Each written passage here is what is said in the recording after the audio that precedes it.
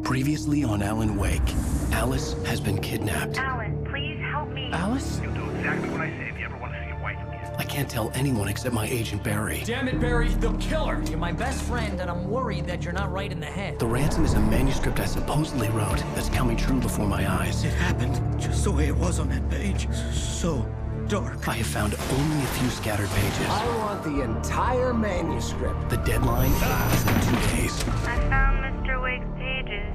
Good girl. How the hell did she get her hands on the manuscript anyway? I don't know. She's resourceful. I told you you were too hard on her. Listen, I found out all sorts of interesting stuff while I was digging around. Yeah. Mr. Wake, it's Sheriff Breaker. We have an FBI agent here, Agent Nightingale. FBI? He's anxious to see you. You'd better come to the station. Okay, I'll be right over, Sheriff. Let's make this quick, huh?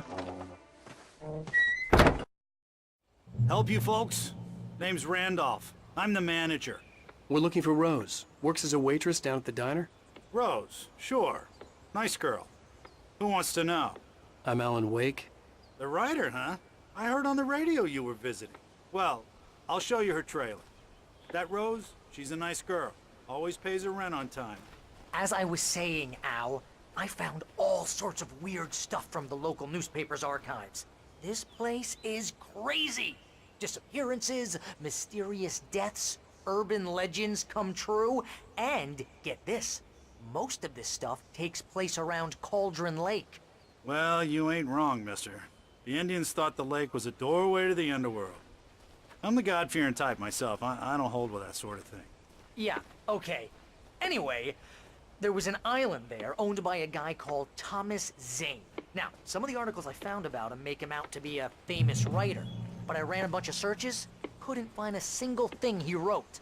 Zane was heavily into diving, so much so that the place came to be called Diver's Isle. But the volcano under the lake erupted in 1970, and Zane went down with the island.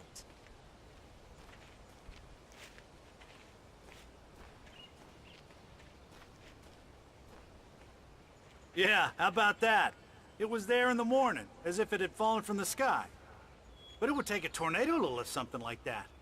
We're damn lucky it didn't crush any of the trailers.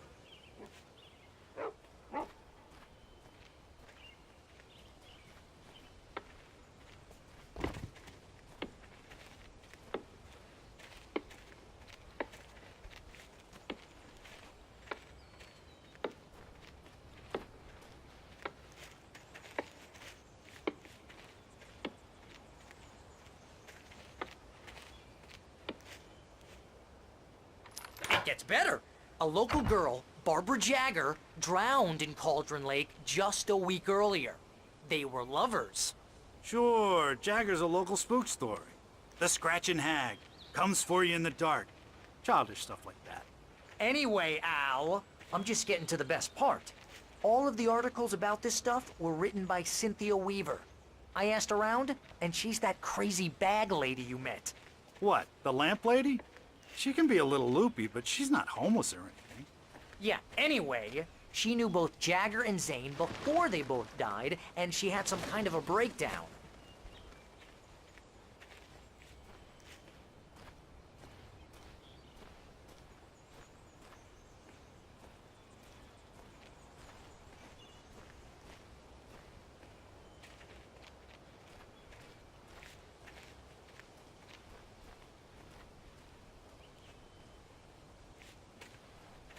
Well, mister, this here's Rose's trailer. You mind me asking what you want with her? We're just here to talk to her, pal.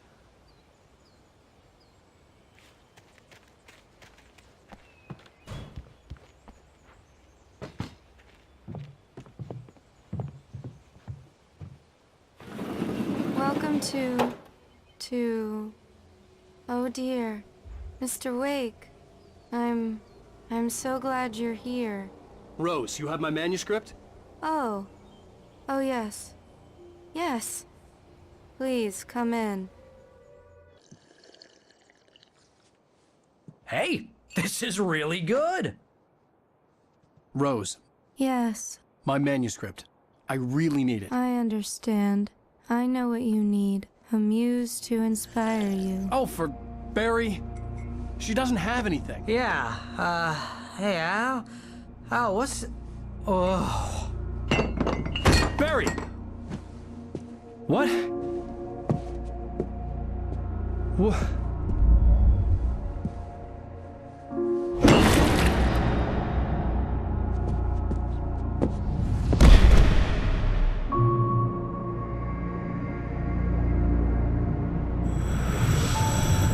It's coming for you, hiding in my barber's skin. I'm too weak to stop it. You must turn the lights on. I promised I'd come visit you and your lovely wife. You must finish what you started. I insist. You must turn the lights on. Turn the light on. Back to work, boy.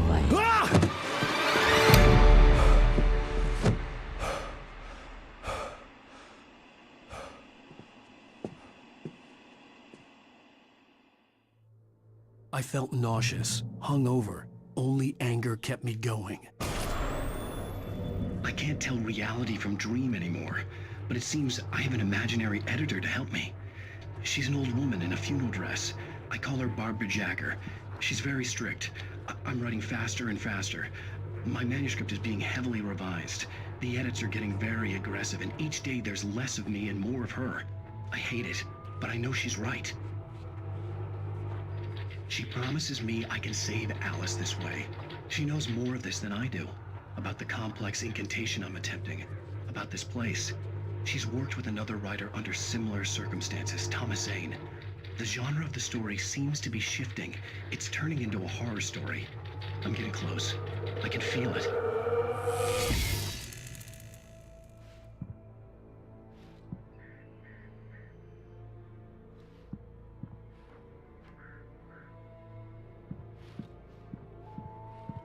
Rose took a day from me. I had less than 12 hours left to meet the kidnapper. All I could do was get Barry into the car, work something out once I got on the road. Welcome to the Oh Dear Diner. What can I get you today? Coffee?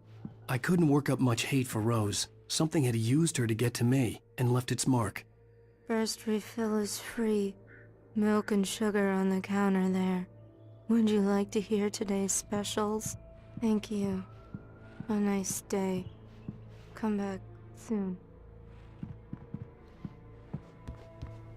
My gun and flashlight were gone. I'd have to find a way to get Barry into the car as quickly as possible. There was no time to waste. Mr. Randolph liked Rose. That little smile she had. How she was still sweet when life had tried so hard to make her bitter. It wasn't any of his business what she did in her trailer. But those strangers, the writer and his smart-ass sidekick, looked like trouble. And they'd been in there for hours, way past her normal bedtime. He reached for the phone and called the sheriff's station.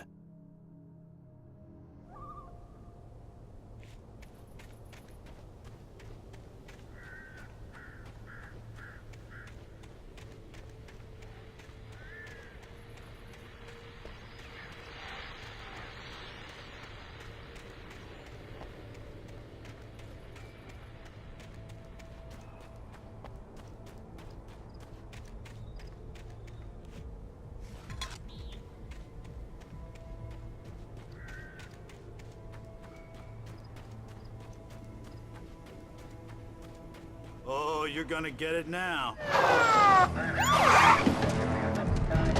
God knows what you've done to that poor girl. This is Agent Nightingale, FBI! Get him up, Hemingway! You're under arrest! You move a muscle, I'll unload right in your goddamn face! Stay right where you are, Triple A!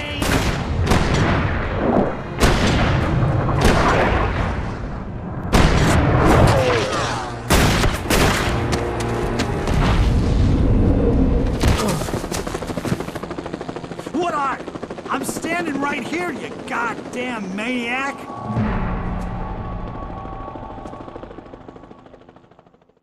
I hated to leave Barry behind, but there was no way I'd miss my appointment with the kidnapper. Give it up, Mr. Wake. Come on. Make it easy.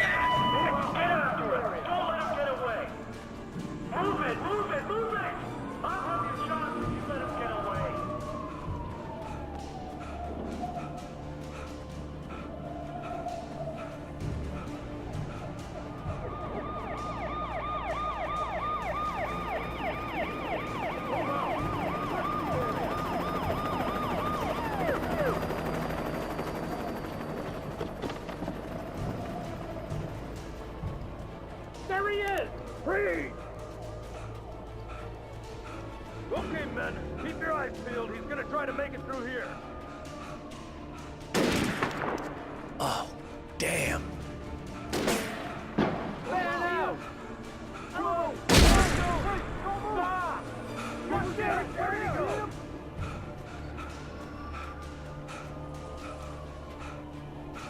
God damn it, where did he go? He slipped away. Keep an eye out.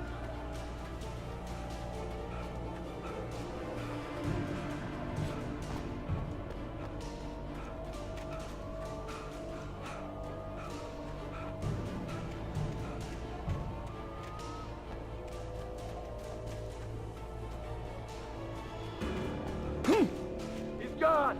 Come on, guys. We need to head him off. For decades, the darkness that wore Barbara Jagger's skin slept fitfully in the dark place that was its home and prison. It was hungry and in pain. It dreamed of its nights of glory when the poet's writing had called it from the depths and given it a brief, terrible taste of power and freedom. The rock stars had stirred it from the deep sleep the poet had sunk it back to in the end. When it sensed the writer on the ferry, it opened its eyes.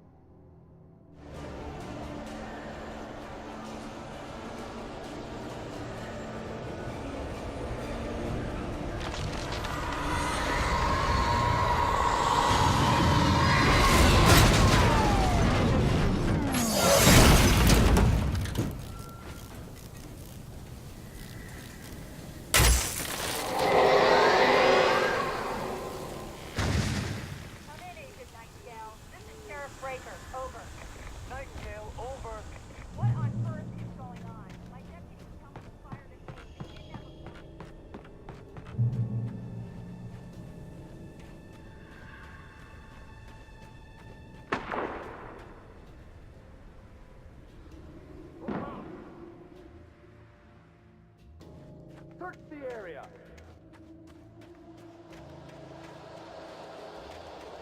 Stay sharp. This way. Over here.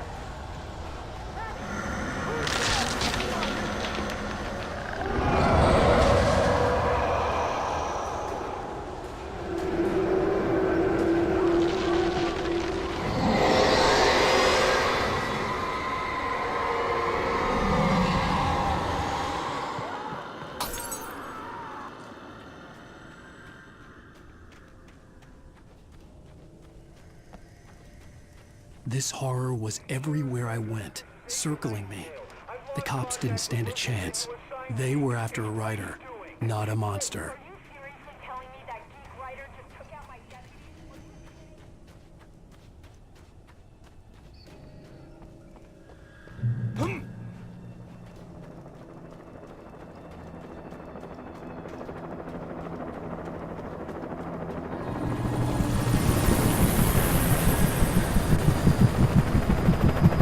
You on the ground. Hold it right there. There's nowhere to run. Freeze!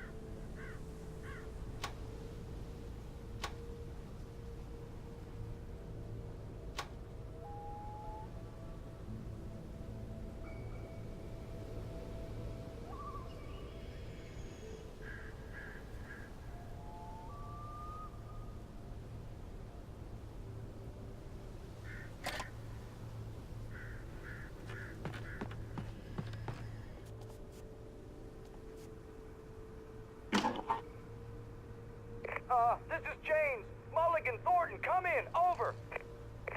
Thornton here. James, we got both Wheeler and Rose in custody. They didn't put up a fight or anything. Why, they were... Hey, Mulligan, what are you... Come on! Sit down and give me that. James, Mulligan here. Over. Go ahead, Mulligan. Over. We got Wheeler and Rose here. Wheeler's drunk or hopped up on something. Speaking of which, that Fed had a pretty distinctive whiff of Otis Scotch about him, if you know what I mean. Over. I don't have anything on that, Deputy Mulligan. Over. Well, whatever. Anyway, Rose is just being plain weird here. You better get Doc in to take a look at both of them. Over. Gotcha. You better get them here quickly. The, Fed's gonna want to interview Wheeler. Over. Oh, yeah, I'll bet it does. Looks like they have a lot in common. Mulligan out.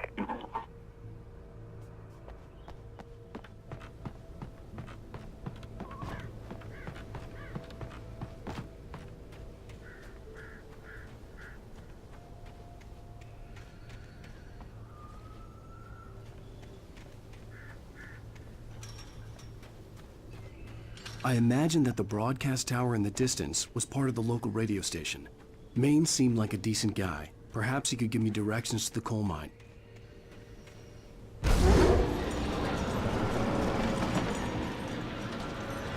Unnatural shadows clung to the gate. The darkness that was after me was trying to stop me. I wouldn't get through without a light.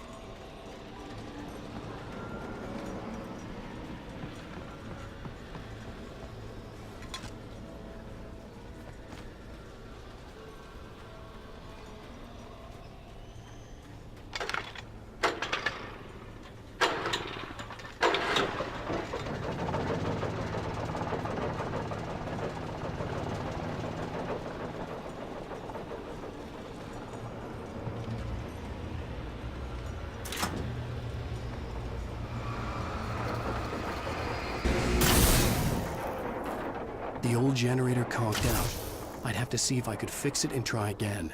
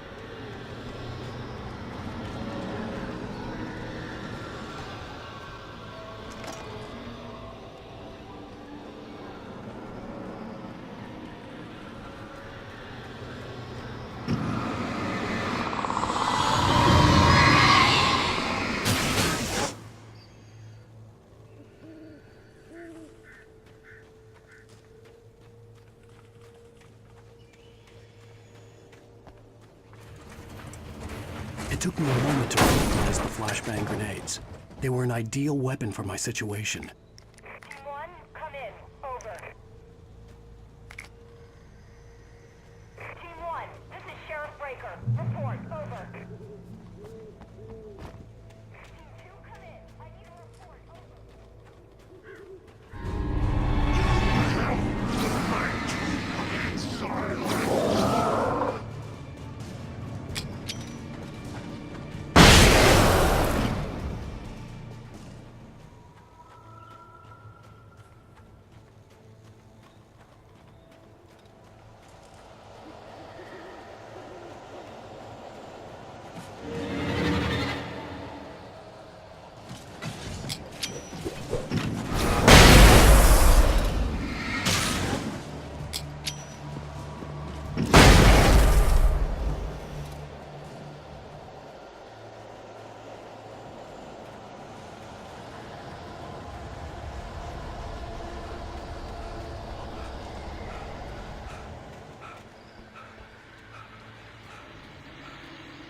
And here's another call. You're on KBF-FM with Pat Maine. It's Milt Peabody, Pat. What's on your mind, Milt? Well, I live near the trailer park, Pat, and there's a big ruckus going on over there. Well, that's just up the road from me, too. What's going on, do you know? I don't know, but there's a bunch of police cars there, lots of sirens, a helicopter buzzing around, and I think I heard some gunshots. Gunshots? Yes, sir, like from a pistol. So can you find out what's going on? Because it's just next door and they're popping off guns there. They're still shooting? No, it was maybe 10, 15 minutes ago. It sounds serious, Pat. I'm telling you, it don't sound like no party. Well, I'm certainly going to give the station a call, Milt. Okay. You'll hear it here as soon as I hear from them. Okay, thanks.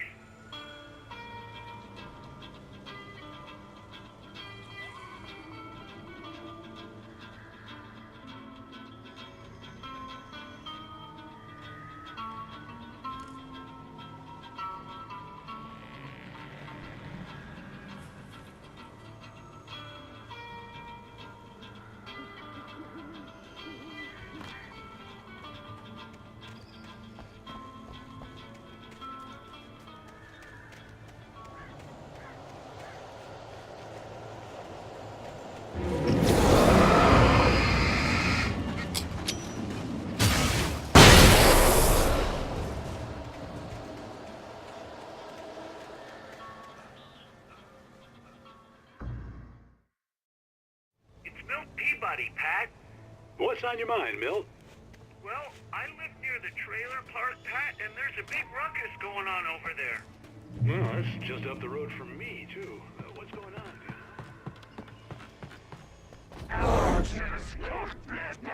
dude? You're wonderful.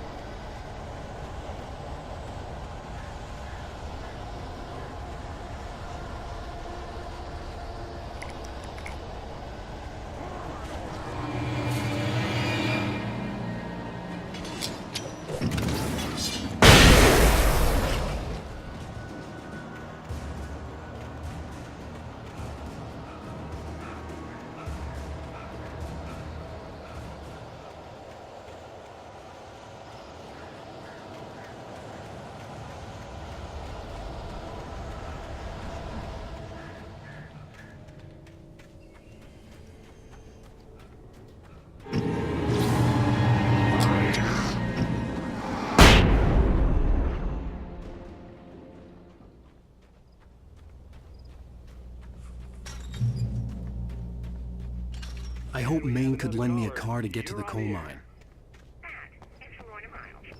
Oh, why, hello, Lorna. What do you have for us?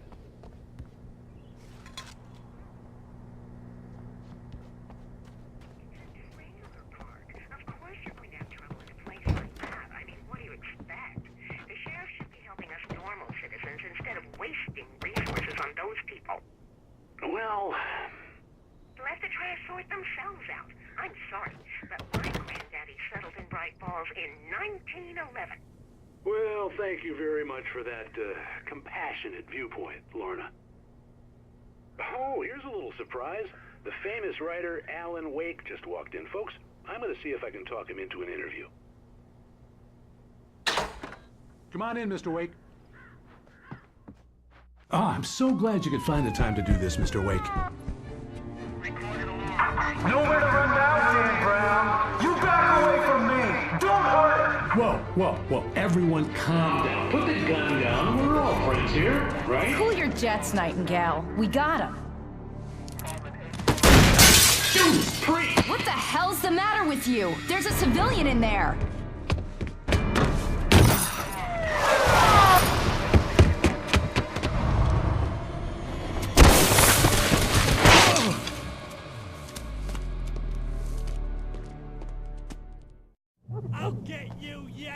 if it kills me, you hear me?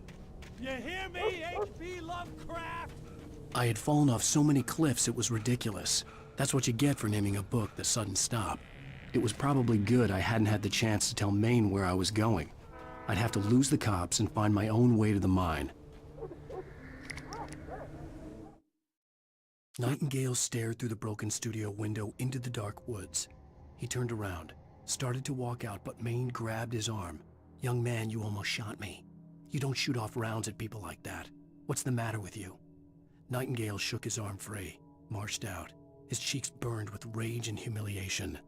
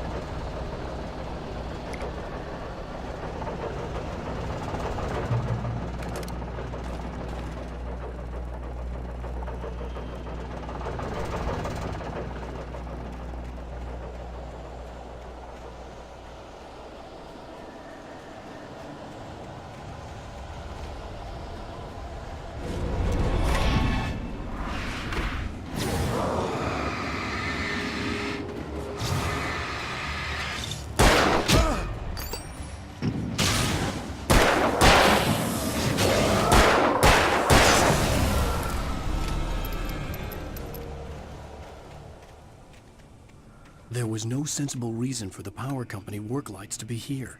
It was almost as if they'd been left for someone like me to use.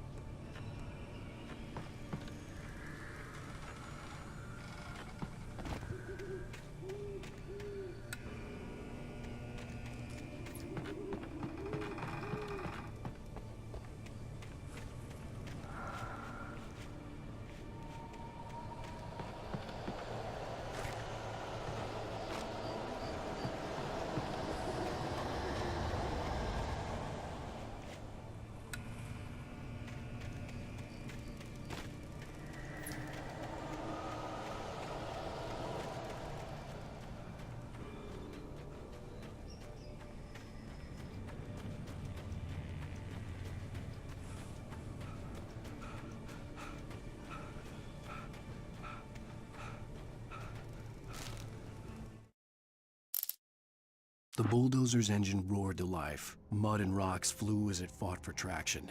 It crashed through the concrete wall and landed heavily in the yard. If it were an animal, it would have shaken its head after the impact, fixed its eyes on me, and charged. Of course, it had no head, nor eyes.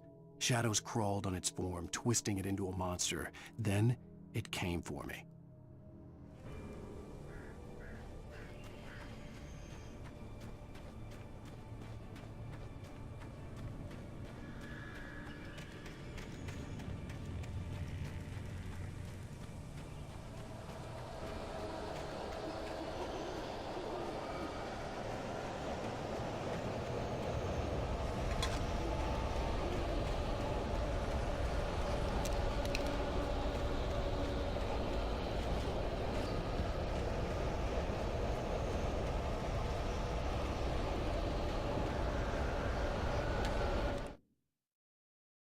Sarah trusted her gut, and her gut said Agent Nightingale was an asshole. He felt wrong. And it wasn't just the smell of stale booze. It was in the way he flashed his badge, pulled rank, the look in his eyes when he wanted answers. Where was Alan Wake? What was this about an accident? Where was his wife? And most importantly, why did she let Wake go? He wouldn't answer her questions. Federal business was all he'd say.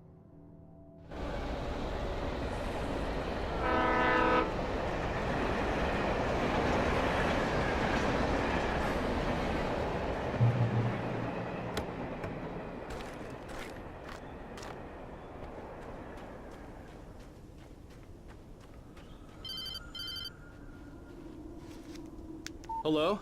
The most stubborn man I've ever met. Alice? Alice? Alan, I'm so afraid. He keeps me in the dark. Please help me. I look at you, Alan, and it's not you. Something else. Looking out from behind your eyes. Alice, I'm here. I'm so alone here. It's all gonna go to hell. You need to be careful. Cooperate. The connection had been terrible, but that wasn't the only thing that hadn't been right with the call. She sounded wrong somehow, but she had called me.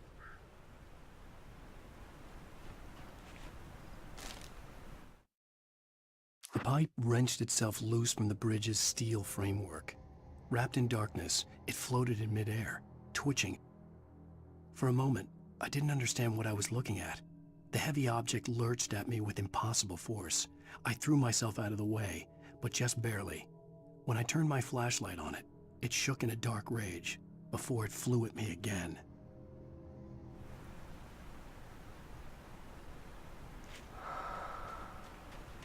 I could see a railway bridge up ahead and a warehouse of some sort on the opposite shore. I hoped I could find a car from there.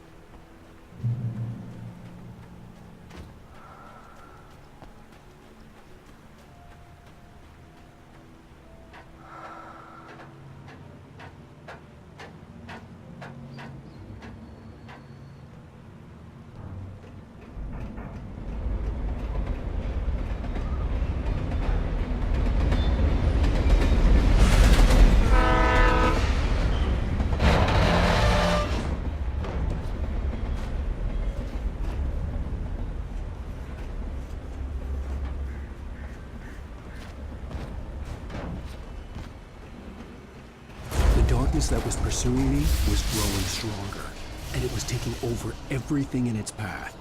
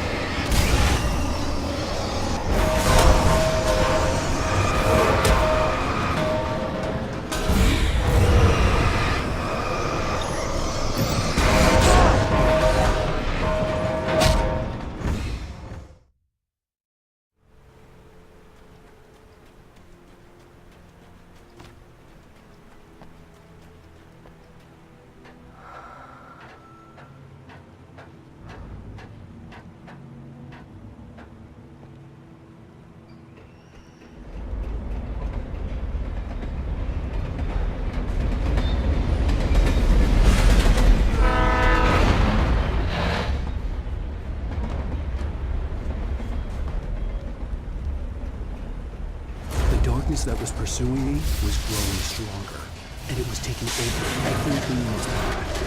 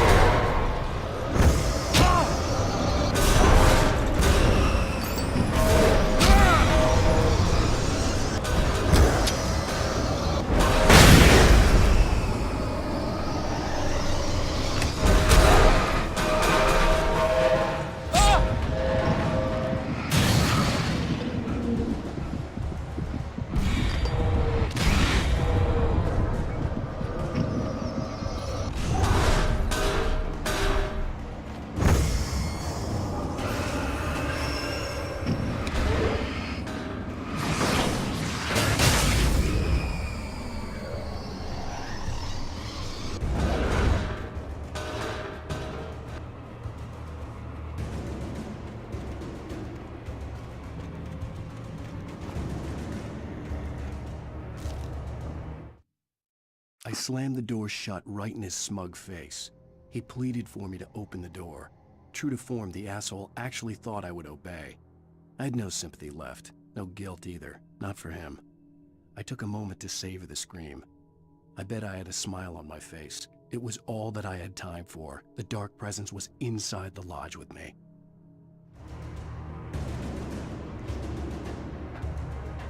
As a teenager, just starting to get interested in writing, Stephen King had been a source of inspiration to me. I thought about all the inanimate objects that had come to life in his books. No one is safe in a good horror story. Certainly not the protagonist. That's what makes them fun. This was anything but. The darkness could possess anything, and it was getting closer.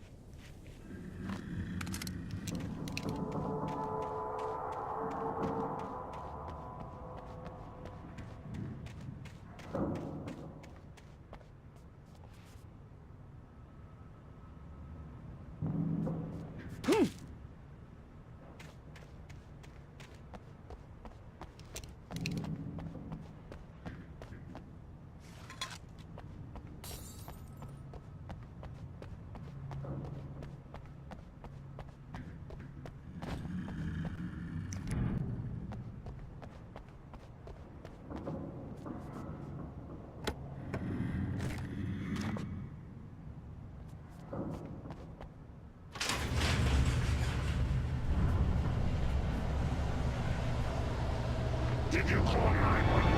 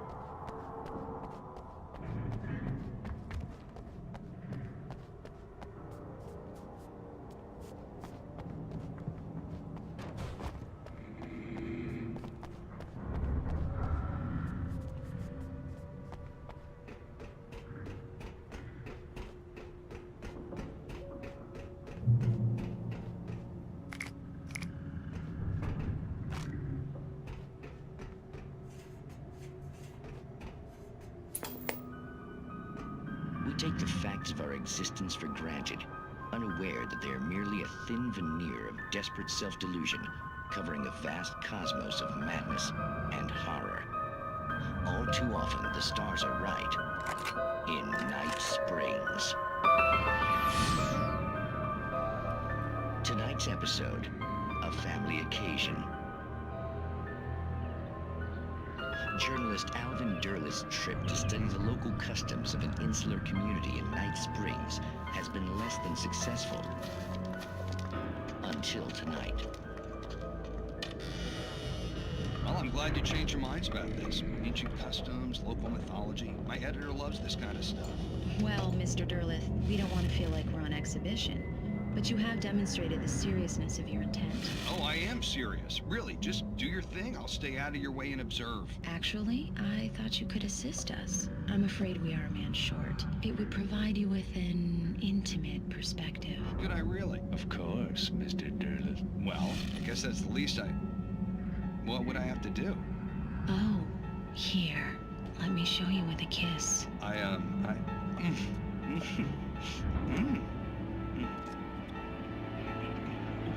What did you...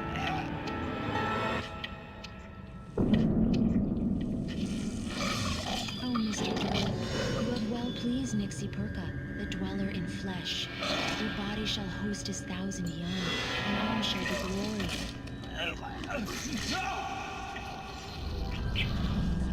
Shh, darling, be calm. Shh. Alvin Derleth learned a harsh lesson. If you go looking for mythology, it may come looking for you. And such quests always bear fruit. In Night Springs.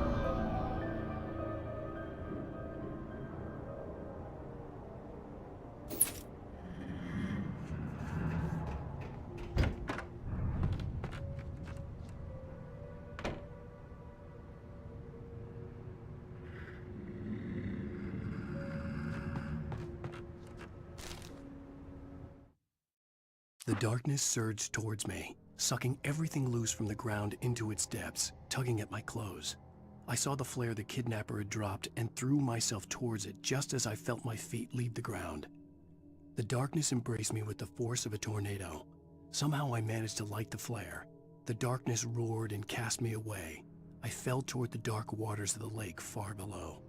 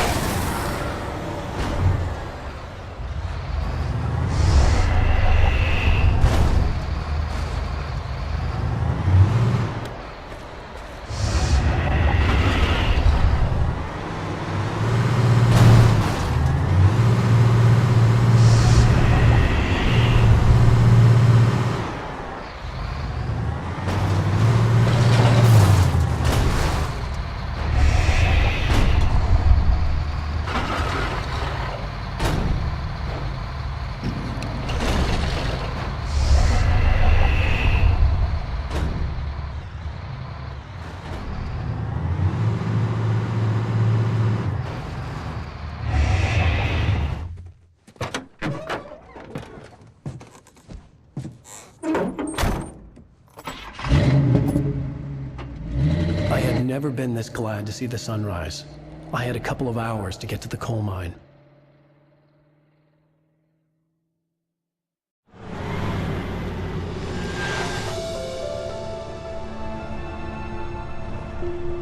The coal mine wasn't far now.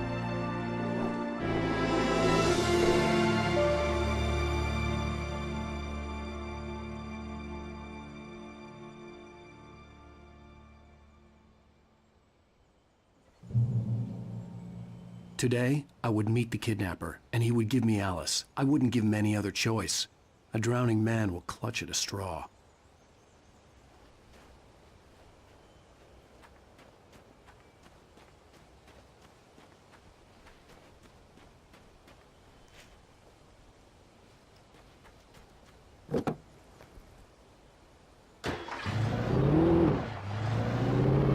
Little by little, without realizing it, I'd come to believe that the story in the manuscript was coming true.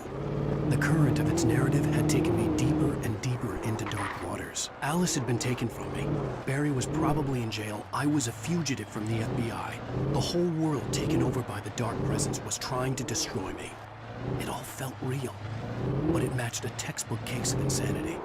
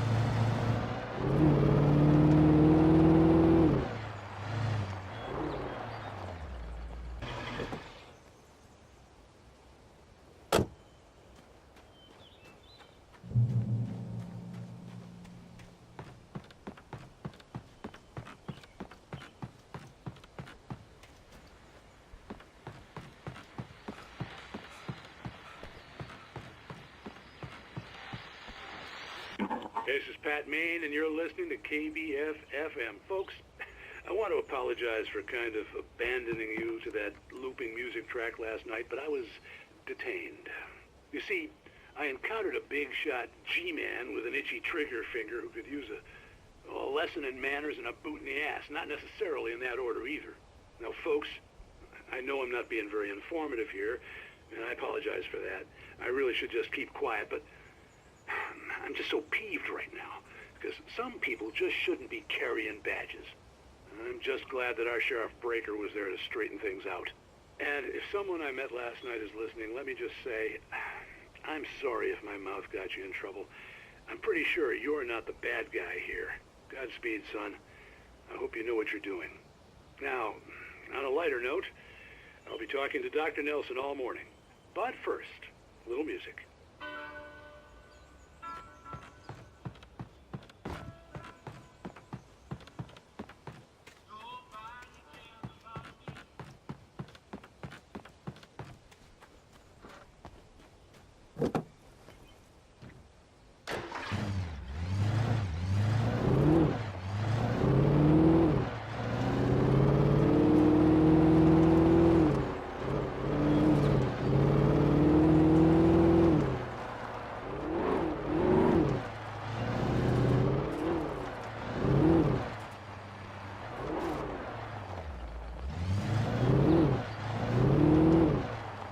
I was early.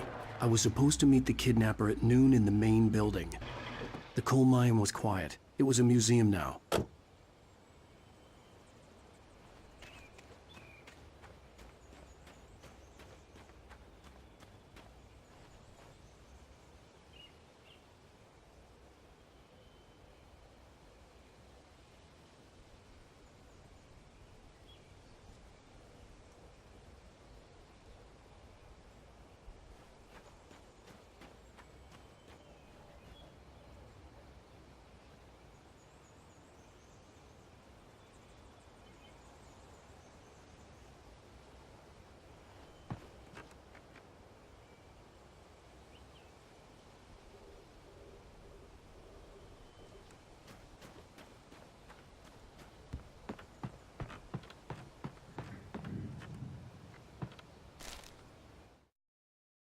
With Nightingale gone and the night wind blowing in through the broken studio window, Maine stared at Sarah. The sheriff looked away. Maine's voice shook with barely controlled anger. That boy's doing more drinking than thinking. I hope you know what you're doing, Sarah. He's got a sickness in his eyes. You take my word for it. He wants Wake for a reason, and it's not for anything good.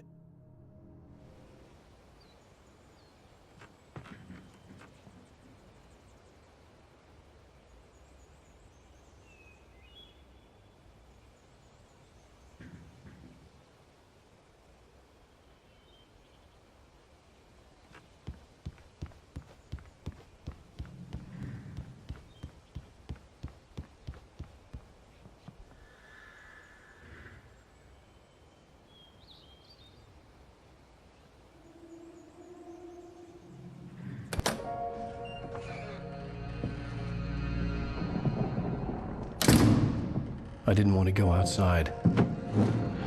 Cops had to be looking for me. The noon sun turned the place into a sauna. The day dragged on.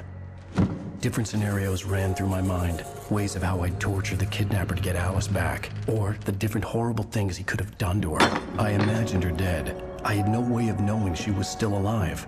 It was killing me. I was running on blind hope. It was all a waste of time. The bastard never showed up.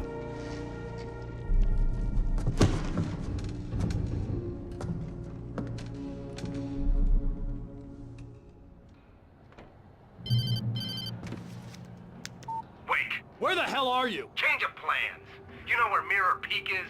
It's a big mountain north of where you are. You follow the path from the mine, you can't miss it. There's a lookout point there. I'll be waiting. I'm through being jerked around by you. You want to see your wife alive? Because if you do, you better watch what you say to me. Do we understand each other? I want to talk to Alice.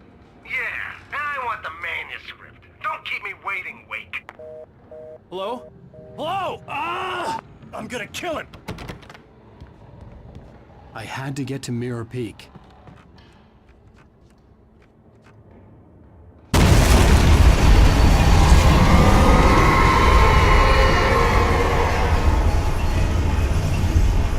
It was close. Maybe closer than ever before.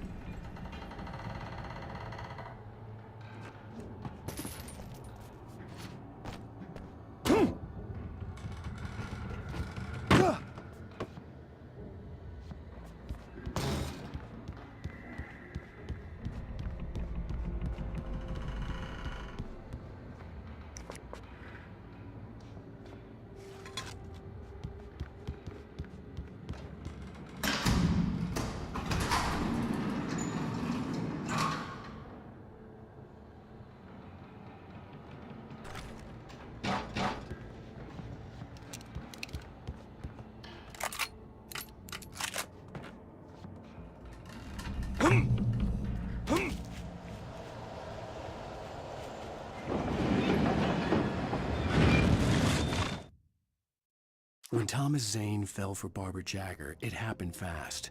She was young, vibrant, and beautiful, full of life. He had never been a very happy man, and without any seeming effort, she had changed all that.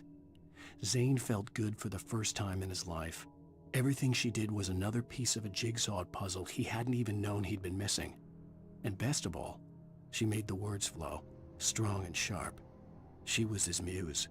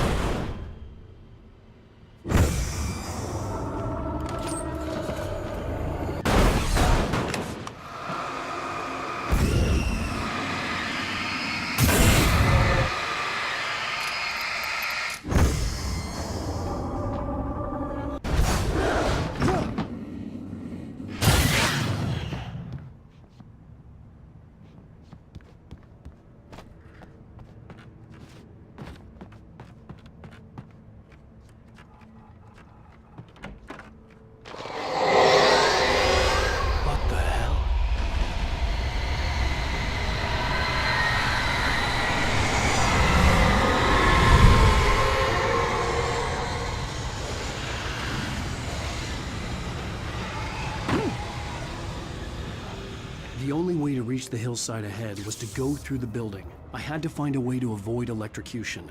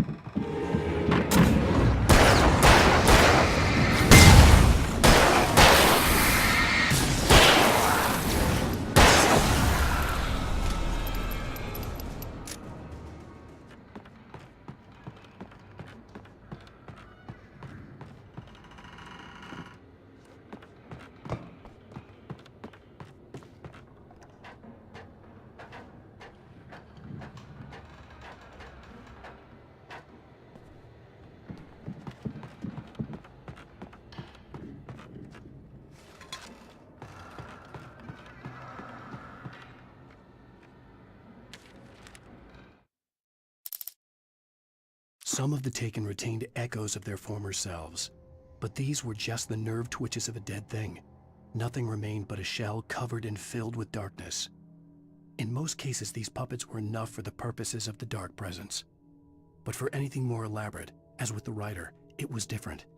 It needed his mind. And so rather than taking him over completely, it merely touched him.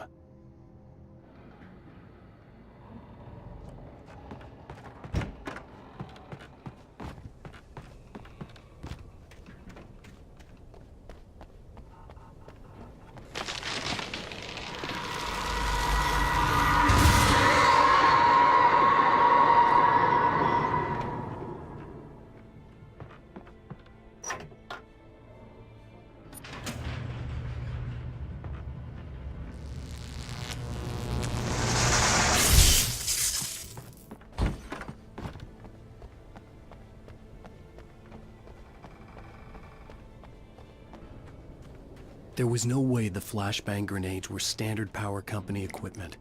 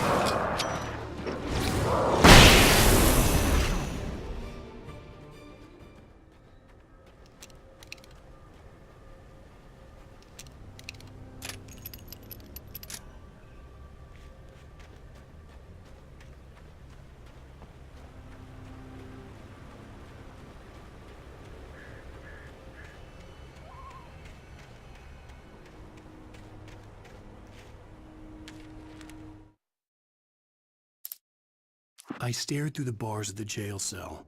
Barry stood behind me, swaying on his feet, looking as ill as I felt. Agent Nightingale stood on the other side of the bars with Sheriff Breaker. Nightingale had a stack of manuscript pages in his hand. He seemed unhinged as he gloated. "Well, I've got you now, Raymond Chandler. It's all here. All the evidence, including conspiracy to murder a federal agent."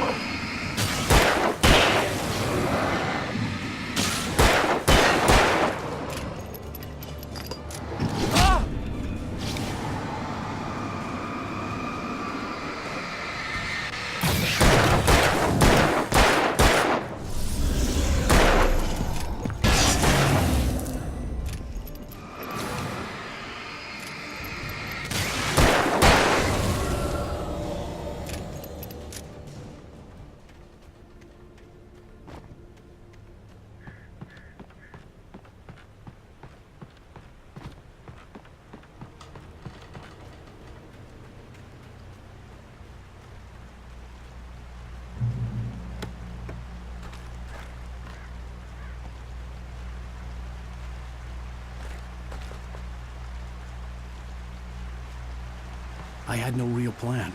I was going to give the kidnapper all the manuscript pages I had for Alice. If that wasn't enough, I'd hold him at gunpoint and make him talk.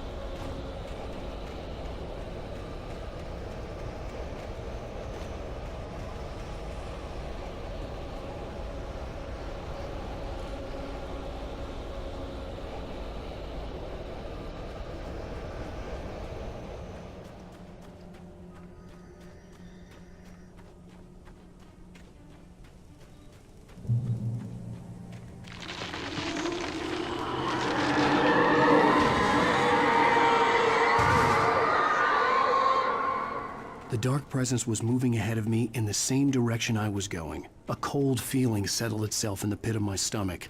Was it going for Alice?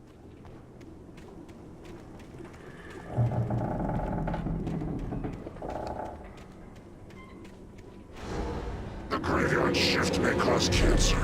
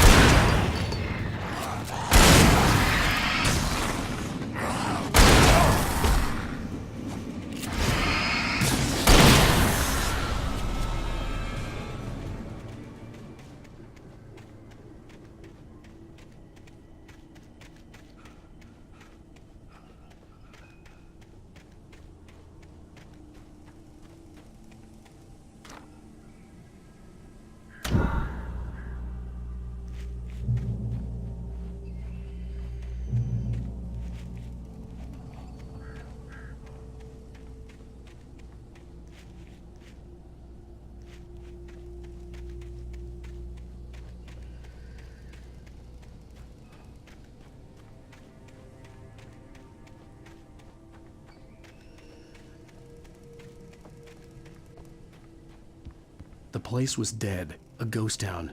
Had been for decades, maybe a century.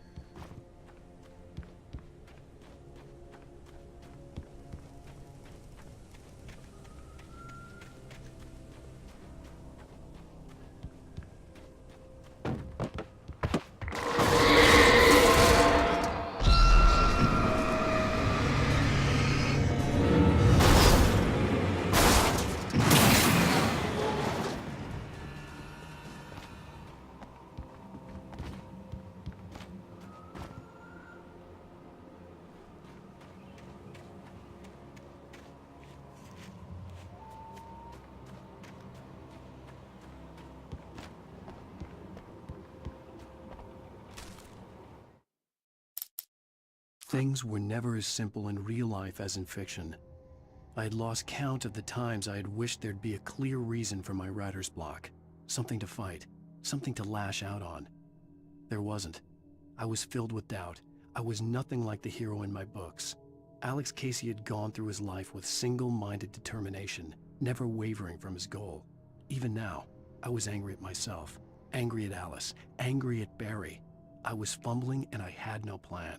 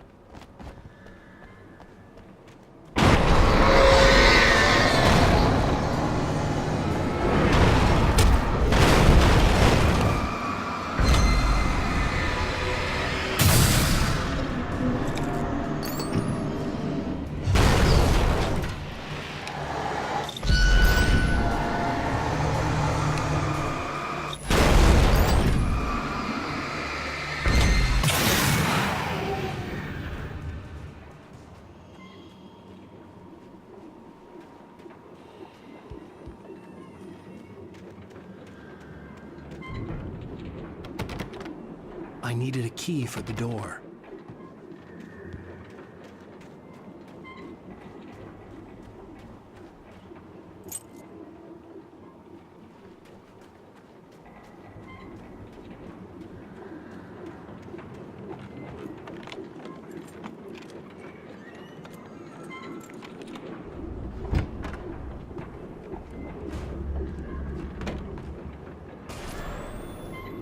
Anything outside of writing is a struggle. I feel ill. I managed to make my way downstairs. There's a shoebox filled with books and papers by Thomas Zane. It's very hard to focus, but I managed to read some of it. He's a poet, and a good one. He writes of muses and creators summoning fabulous things from a magic lake, using his powers to shape the world of a realm of gods and dreams and demons, dark things that wait for a chance to slip through, wearing the flesh of men as disguise. Zane writes about himself, his girlfriend being taken over by a dark presence, about growing scared of the lake. Zane believes it's a mirror to the gaping void of darkness above, where some Lovecraftian presence lurks. I crawl back upstairs. I'll borrow these things for my story. They ring true. They fit.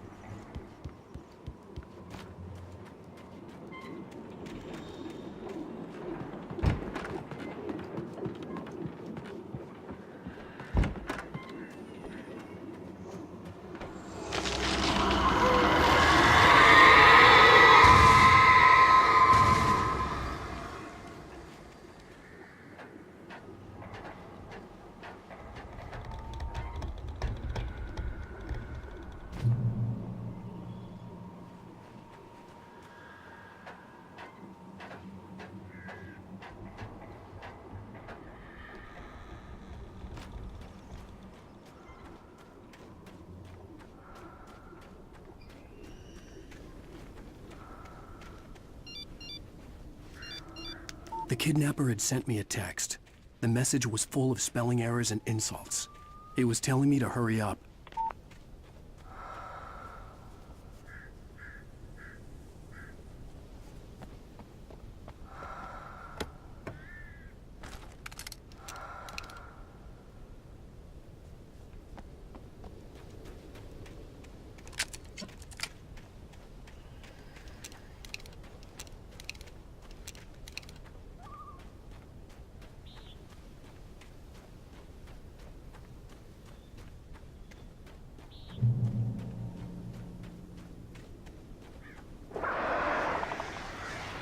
Birds.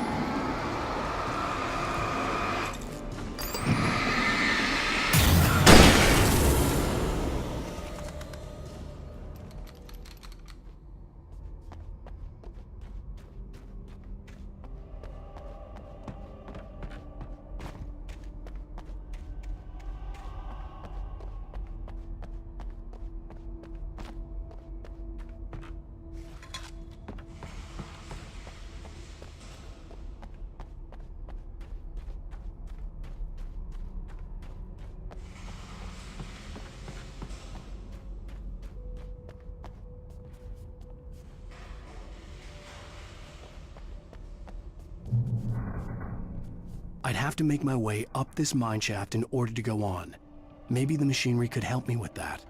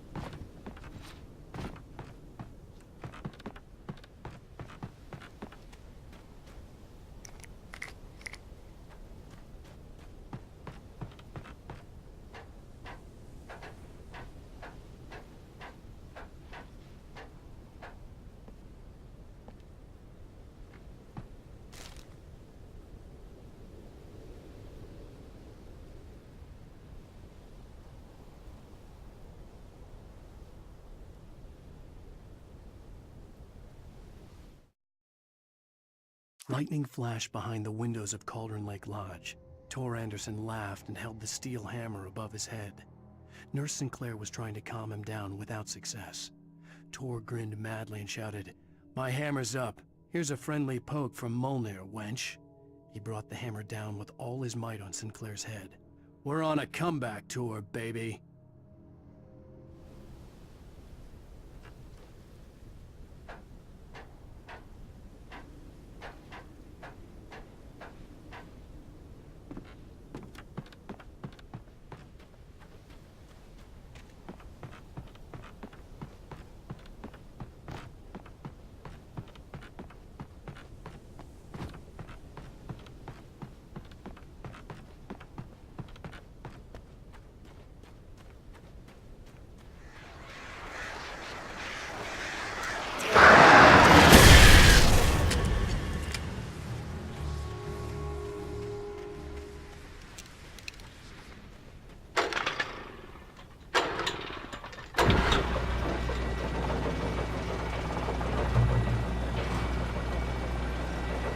Oh, great. Another cable car.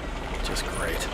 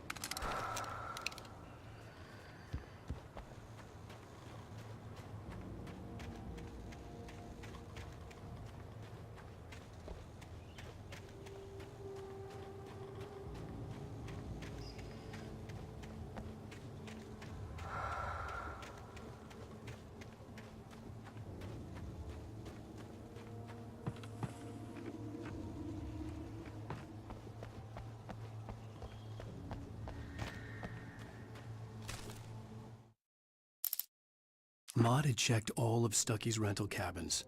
There had been no sign of the Wakes. It was dark when he'd found their car parked at the end of the road by Cauldron Lake. It made no sense.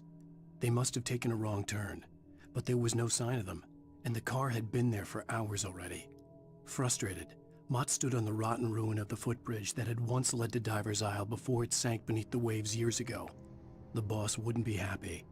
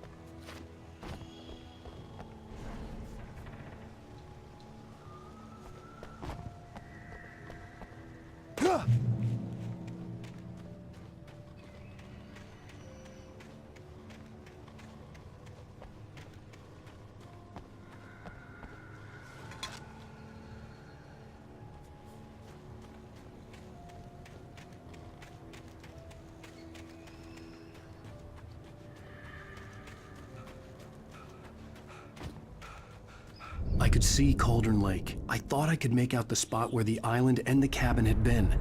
There was a light near it. It had to be a boat.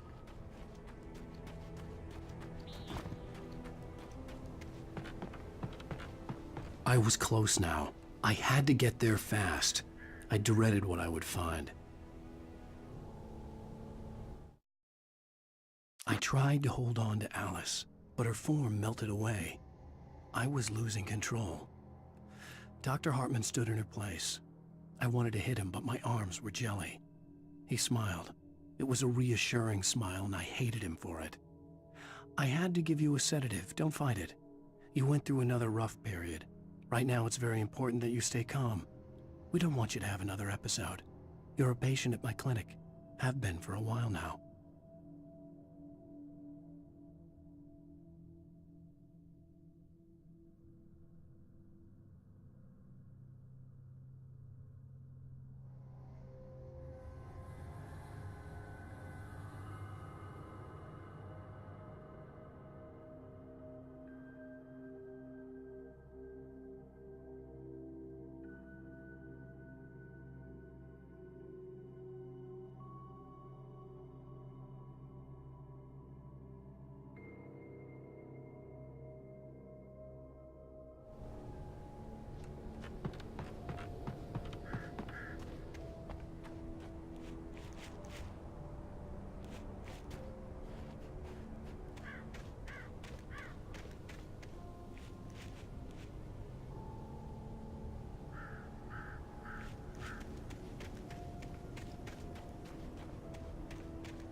Wait!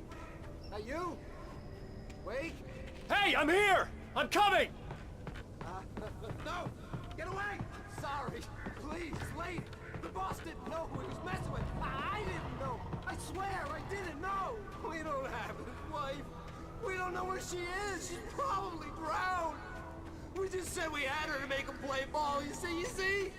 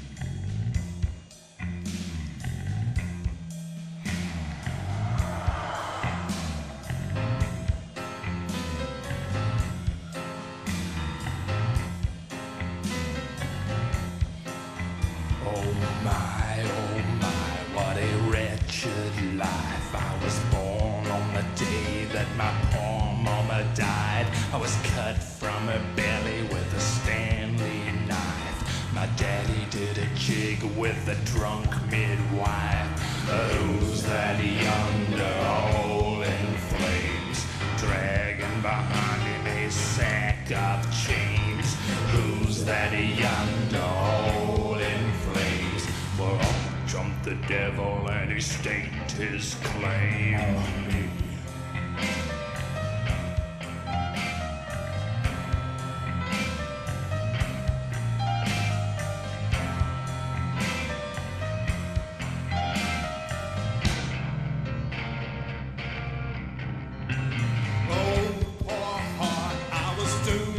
Start, doomed to play the villain's part. I was the baddest Johnny in the apple cart. My blood was blacker than the chambers of a dead nun's heart. Who's that milling around the courthouse steps? Nail on my face to the hitching fence. Who's that milling around the courthouse steps? Up jumped the devil and off we crept.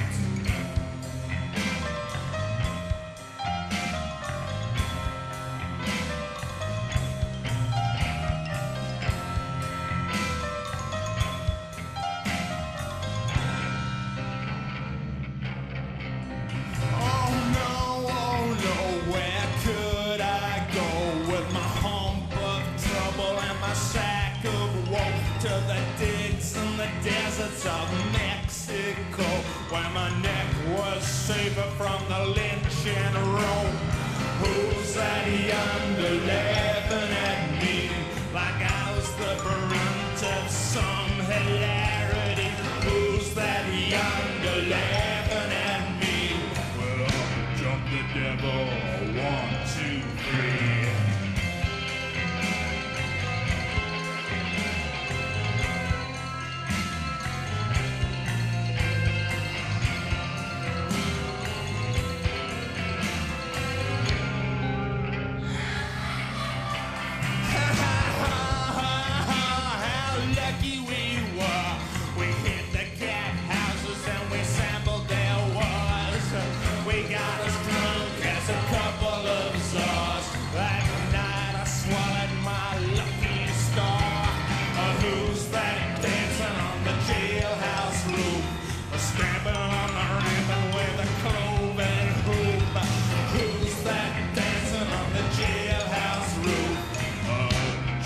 devil and said, here's your man, I got groove.